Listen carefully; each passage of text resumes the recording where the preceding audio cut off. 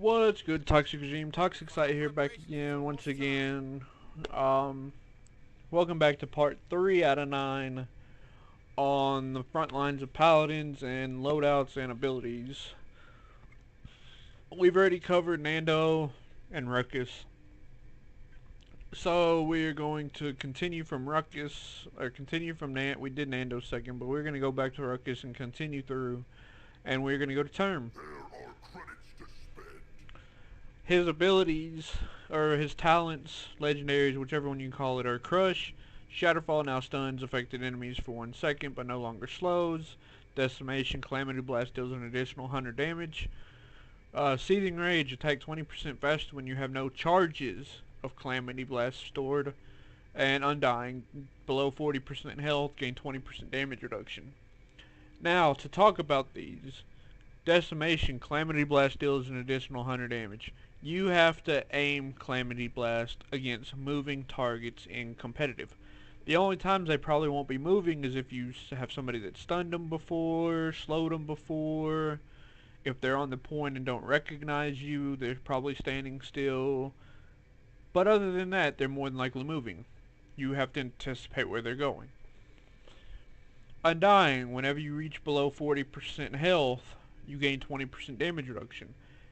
If you got a good healer, and if you self-heal and whatnot, if you get down below 40% health, they have either a ton of cot or they're blasting you down tremendously.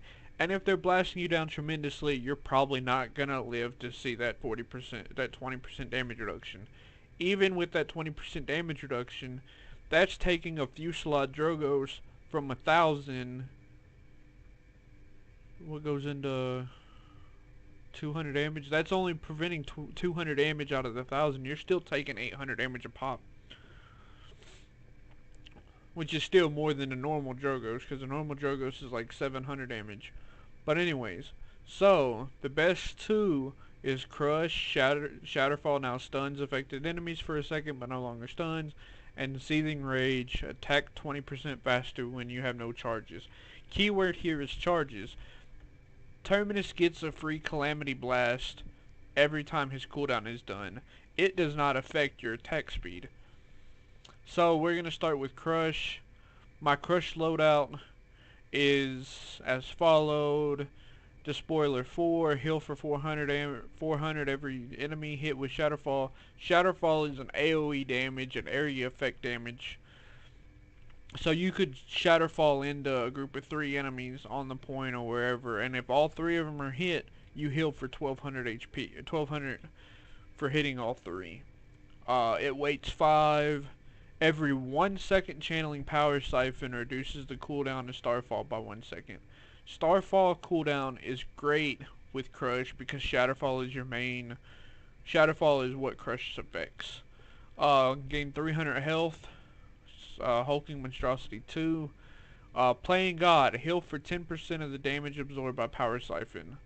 10% might not seem like a lot, but with the duration of Power Siphon is up, it will be a lot, and especially since as you Power Siphon damage absorbed heals you, your Shatterfall is being reduced, which then you can end your Siphon whenever Shatterfall comes up and Shatterfall into the enemies. And then increase the leap distance to Shatterfall by 20%. So let's go over everything. His abilities, his right click or his left click is Massacre Axe, swing an axe in a large arc every 1.1 seconds, dealing 650 damage to all enemies hit. It's an AoE damage. Calamity Blast is direct, fires a projectile that deals 250 damage. Fire an additional projectile for every Calamity charge you have stored. Power Siphon, create a powerful funnel that absorbs enemy ranged attacks. For every 1200 damage absorbed, you generate a Calamity charge. You may store up to 4 charges. His mobility skill, Shatterfall, is an area damage. Leap into the air, bringing down your axe in a vicious smash, dealing 500 damage and slowing enemies in front of you, unless you're running Crush, which now cripples.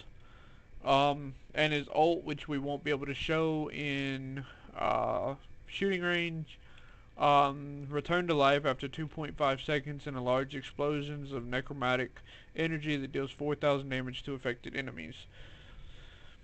Now, ways to play him. I consider him a main tank. This is his normal attack speed. Without seething range, it's decent. He moves around fast by default without needing nimble or any movement speed in his loadout. His calamity charge is decent. Calamity charge cooldown is really low.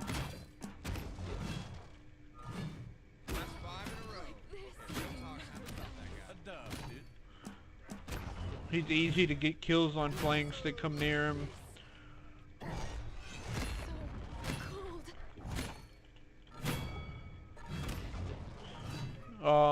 This is, like I said, this is his normal attack. That's his Calamity Blast. Power Siphon.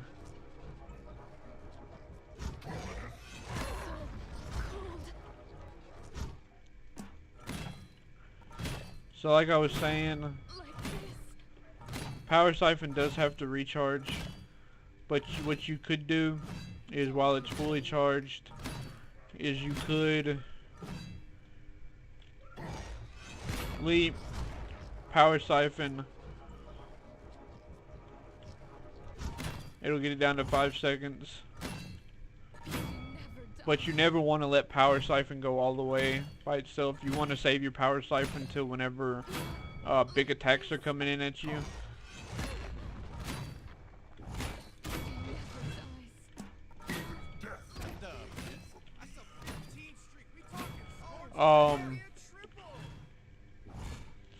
We're gonna go to, oops, wrong thing. We're gonna go over here to Seething Rage. My Seething Rage build is 56% crowd control and slow reduction.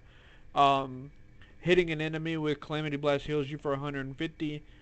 Heal for 20% of damage absorbed by Power Siphon. You can't be slowed below 60% of your base movement speed. And the Hulking Monstrosity 3, gain 450 health. Now you might be asking me, Toxic, why are you worried about Calamity Blast healing you and healing with the Power Siphon if your talent works on you not having charges? Well, yes, it works on you not having charges, but like before, your Calamity Blast, the one that you get on cooldown, does not hinder your attack speed, so therefore you can just blast it and heal yourself for 150. Now, damage absorbed by Power Siphon. You could power Siphon to save you from big attacks, aka Ruckus's ult, aka a Drogo salvo, or just a regular shot from Drogos that deals 1,000, or stuff like that. You could Power Siphon all that. Yes, you get Calamity charges, but you could instantly launch those Calamity charges as Calamity Blasts out at enemies to heal yourself, and you won't have charges. Therefore, your swing is back. This is Seething Rage's base attack speed. Okay, this is how fast it is with no charges on it. It's no different with or without that one Calamity Blast in it. We're gonna come over here to this one.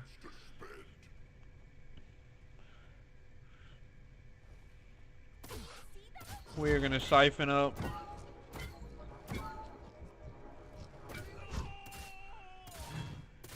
Now his swing goes back down.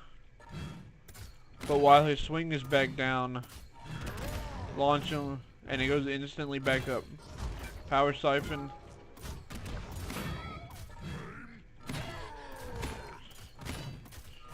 Now if I had to pick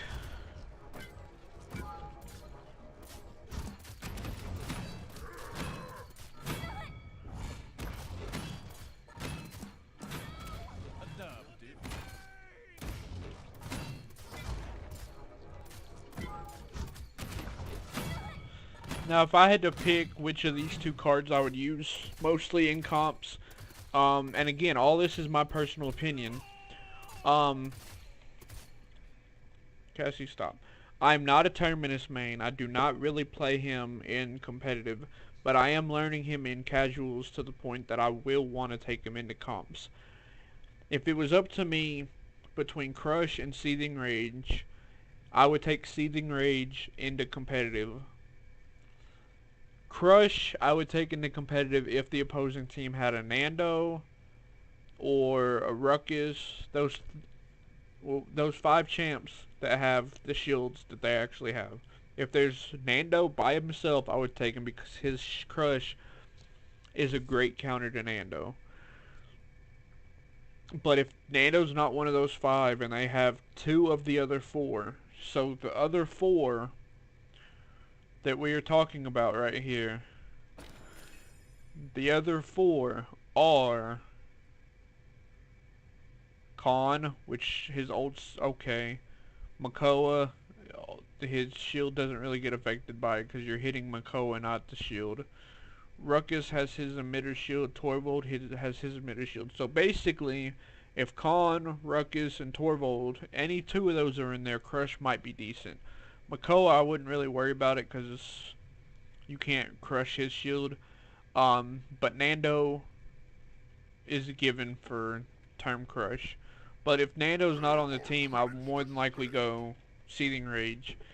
We're going to go into looking at the cards to purchase for him, and then I'm going to talk about his ult. Since I can't show it off in shooting range, I'll go over it just verbally and walk you through stuff.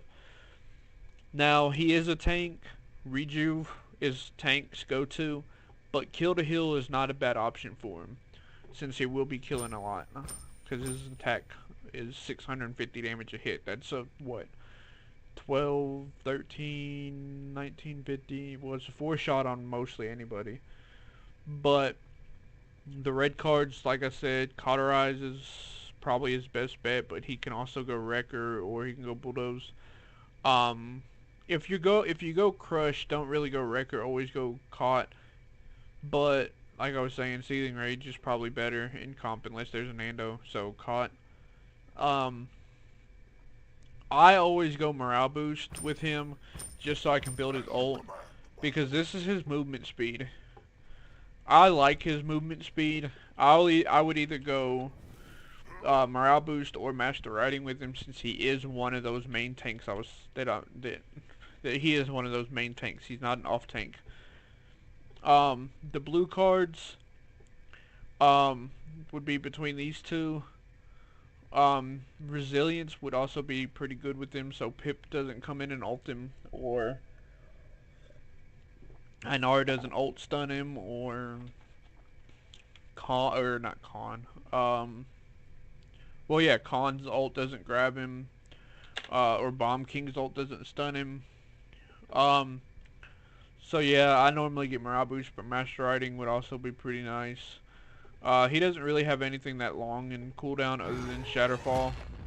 But like I said, if you're using my Crush loadout, which I'm not on Crush right now, if you use the Crush loadout, you speed it up by a second with Power Siphon up. But now let's talk about his ult, because his ult is one of the most commonly misused ults that I see. And like I said before, I'm not a Terminus main, but if you get his ult, do not, and I'll repeat this again, do not just rush to the point and just stand there to die. Because if you just stand there to die, for one, you're not forcing or getting anybody to use their movement skill.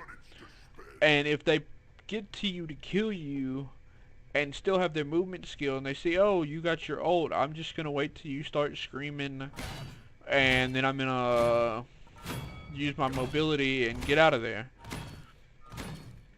What you need to do is you need to go to the point and actually focus like you're gonna stay there to fight. And then whenever you notice the tanks use their mobility skill, or the healers use their mobility skill, or preferably both, getting away from you and the damage that you're damaging your other tank and whoever else is supplying to the point is doing, and you see their, like say it's Nando, you see Nando turn around and charge back.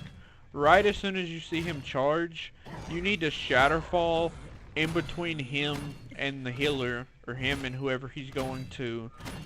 Then you can slow down your attack. Do not completely stop, because the moment you stand still with the Terminus, because they can tell you have your ult.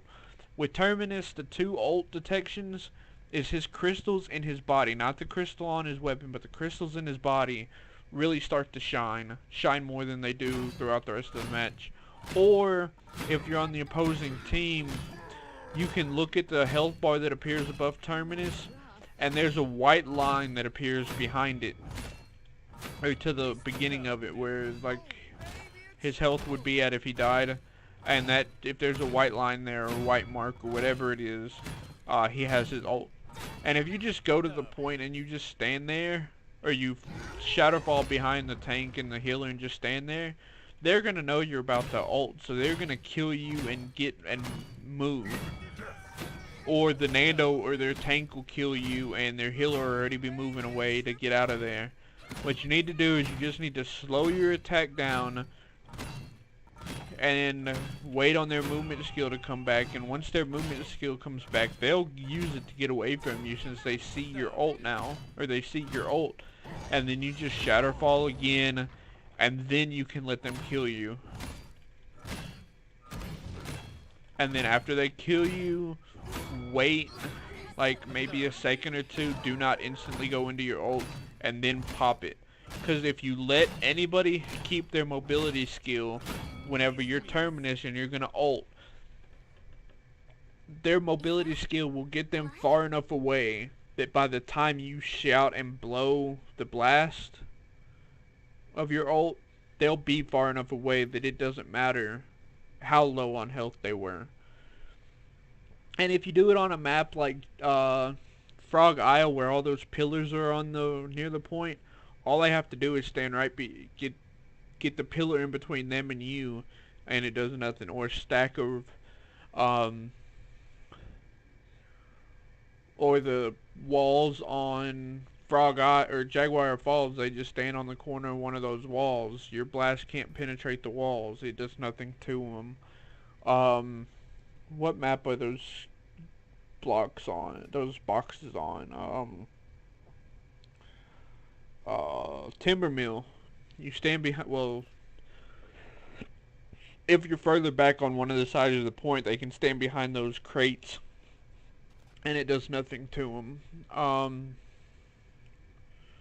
There's just so many objects around the points that they could stand behind, so if you let them have their mobility skill whenever you have your ult, their mobility skill will save them 99% of the time.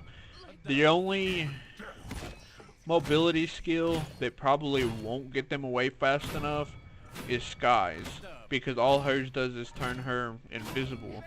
Yes, Ceres turns her invisible, but she can't take damage during it.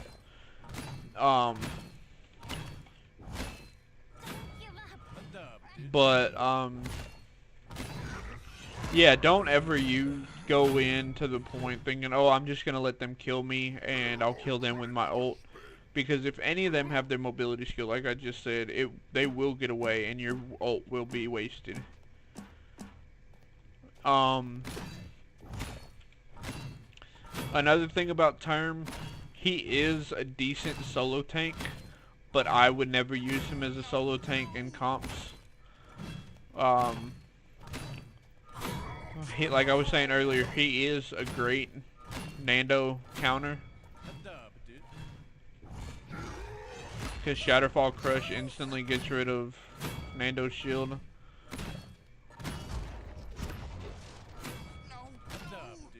So, that's going to do it for the Term video. I hope I gave you the information you need. Until next time, I will see you later. Be good to yourself, be good to your loved ones, and I will see you then.